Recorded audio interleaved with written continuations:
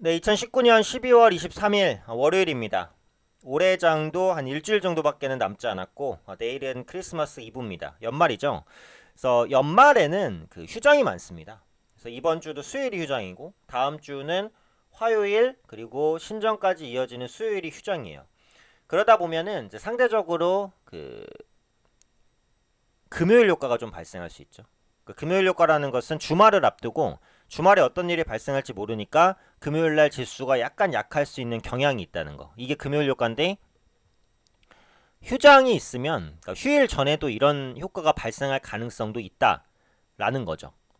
그렇기 때문에 그런 부분들 염두는 해두셔야 될 것 같아요.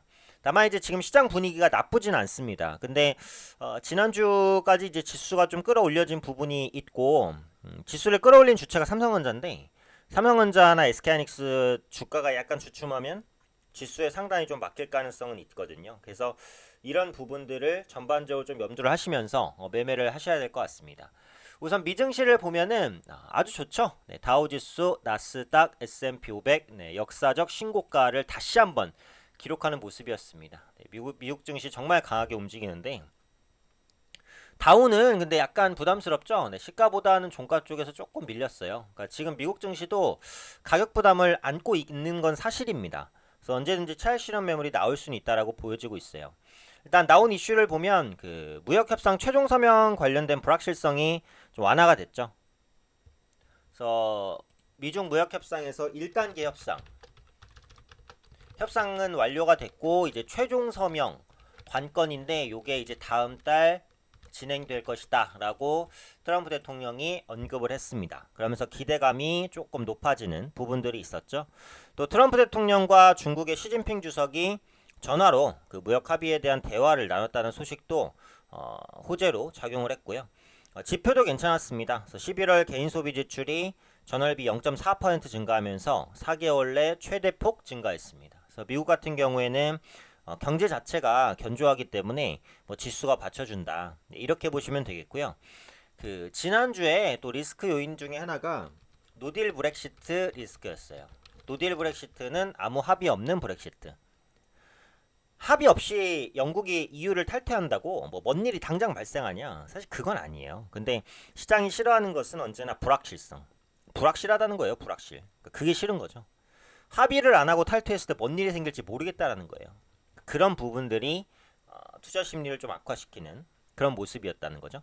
그런데 이 로딜리스 브렉시트 리스크가 완화가 됐습니다. 왜 완화가 됐냐? 브렉시트 실행을 위한 법안이 그 영국 하원의 2독회를 통과했어요. 3독회까지 통과되면 끝나는 거거든요. 내년 1월 말 브렉시트 단행 가능성도 높아졌죠. 그래서 이런 부분들이 일단 지수 반등의 원인이었다. 다만 이제 변수도 있습니다. 트럼프의 그 탄핵 소추안. 지금 하원에서는 통과가 됐어요. 근데 상원에서는 공화당이 다수니까 통과가 안 될 것으로 보여져서 지금 당장은 우려감이 높진 않아요. 하지만 우크라이나 스캔들 관련해서 추가적으로 뭔가 증거가 나오거나 한다면 약간 변동성이 생길 수도 있어요. 그래서 앞으로 나오는 내용을 조금 더 보셔야 될 것 같고 이것보다 더 큰 리스크는 북한입니다. 북한. 북한의 크리스마스 선물. 네, 뭐 어떻게 이런 언급을 하는지 모르겠어요. 북한이 미국을 위한 크리스마스 선물을 준비할 수 있다. 뭘로? 네, 바로 ICBM. 대륙간 탄도미사일이죠. 북한에서 미국 본토까지 타격할 수 있는 미사일. 미국이 제일 싫어하는 거죠. ICBM 발사. 가능성이 있습니다. 그렇기 때문에 요거를 막으려면 트럼프 대통령이 뭔가 북한의 액션을 취해야 될 수도 있다는 생각이 들어요. 물론 그런 액션을 보일진 모르겠지만. 그래서 이 ICBM 발사가 연말 안에 진행이 되면 시장이 좀 흔들릴 수 있어요. 미증시도 그렇고 국내 증시도 그렇고. 이 부분은 좀 눈여겨보실 필요는 있어 보입니다.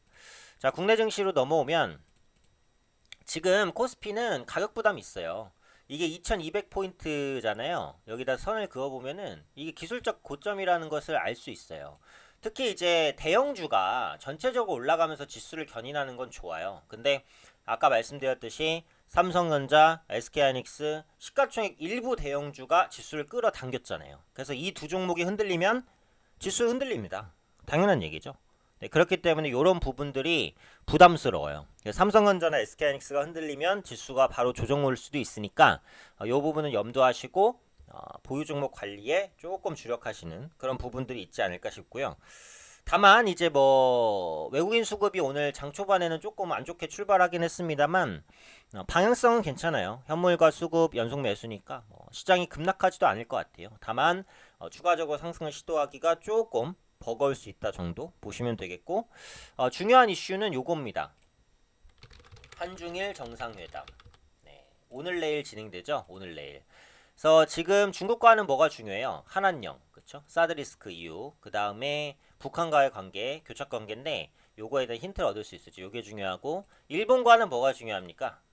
수출 규제 아직 안 끝났죠? 지소미아는 조건부 연장되긴 했지만 일본과의 관계가 완전히 개선되진 않았습니다. 그래서 한중일 정상회담에서 문재인 대통령이 뭔가 이런 중국과 일본과의 관계 개선에 대한 그런 실마리 이런 거 잡으면 증시의 호재가 되겠죠. 그래서 한중일 정상회담 관련된 이슈가 있다라는 부분들 반드시 체크를 해야 될 부분이니까요. 요거까지 확인을 해보시면 될 것 같아요. 뭐 하나를 더 첨언하면 지금 대형주와 중소형주의 가격 괴리가 엄청 벌어졌어요.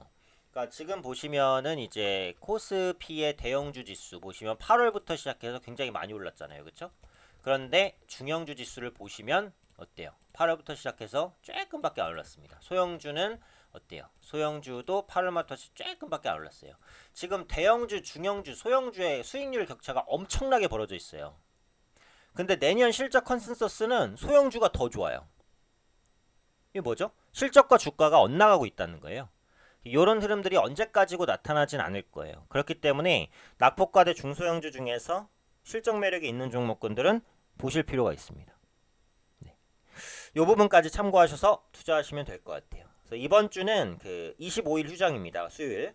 그리고 26일, 26일까지 매수를 하셔야 배당을 받으실 수 있습니다. 목요일이죠. 네. 그래서 이번 주는 25일 성탄절 휴장, 26일까지 매수해야 연말 배당 가능하다. 이 부분까지 정리해 보시면서 이번 주도 성투자하시기 바랍니다.